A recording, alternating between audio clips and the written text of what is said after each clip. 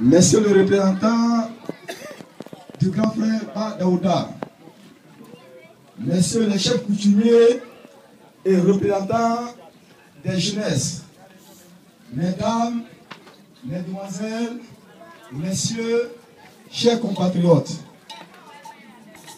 j'ai coutume de dire que si dans la vie, il y a des jours amers, il en est aussi quelquefois de si doux.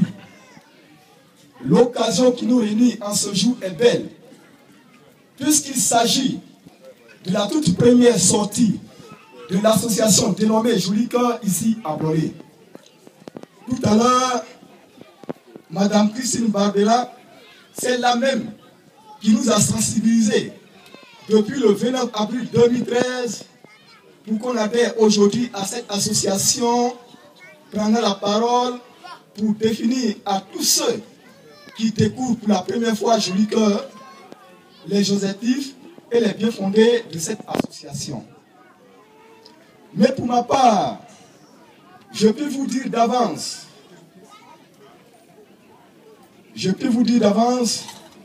que Joli Cœur est une association de bienfaisance. Ainsi donc, je voudrais, au nom du président du comité d'organisation et de tous les membres du comité, souhaiter la cordiale bienvenue à notre fille et sœur Barbera, ainsi qu'à toute la délégation qui l'accompagne. Je profite aussi de cette opportunité pour saluer et remercier sincèrement tous ceux et toutes celles qui, en ces temps difficiles, ont contribué tant financièrement, matériellement comme moralement à la réussite parfaite de cette manifestation. Je voudrais également saluer la présence des chefs coutumiers, des représentants des jeunesses, du corps enseignant, que de tous nos honorables invités.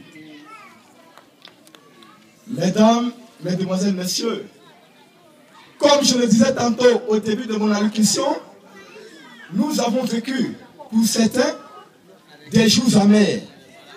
Il fallait donc que nous terminions l'année 2013 dans l'allégresse. Par cette fête donc, placée sous le signe de la réconciliation, de l'unité et de la solidarité, nous enterrons toutes nos rancœurs, tous les sentiments de haine que nous avons nourris les uns à l'encontre des autres.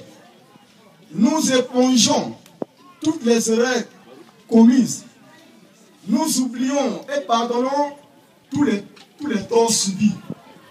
Oui, c'est un impératif pour nous de vivre ensemble dans l'harmonie, la concorde et la fraternité, car nul ne peut se désintéresser des autres et espérer mieux vivre. Pour la simple raison que nous ne sommes pas seulement des individualités, comme par exemple, nous ne sommes pas seulement des individualités, mais aussi le constituant d'une universalité, comme par exemple chacune des cellules de notre corps, qui, tout en ayant une existence autonome, concourt nécessairement à la vie de l'ensemble. Non, mes chers compatriotes, l'homme ne peut s'isoler de la société des autres hommes, puisque sa pensée ne se nourrit que des échanges qu'elle fait avec le milieu ambiant. Unissons-nous donc pour construire ensemble notre avenir, afin de nous y parvenir. Bonne fête à tous et à toutes. Je vous remercie. Voilà, c'était l'allocution de bienvenue du professeur Saïd, qui va juste après ça présenter brièvement le bureau. Il va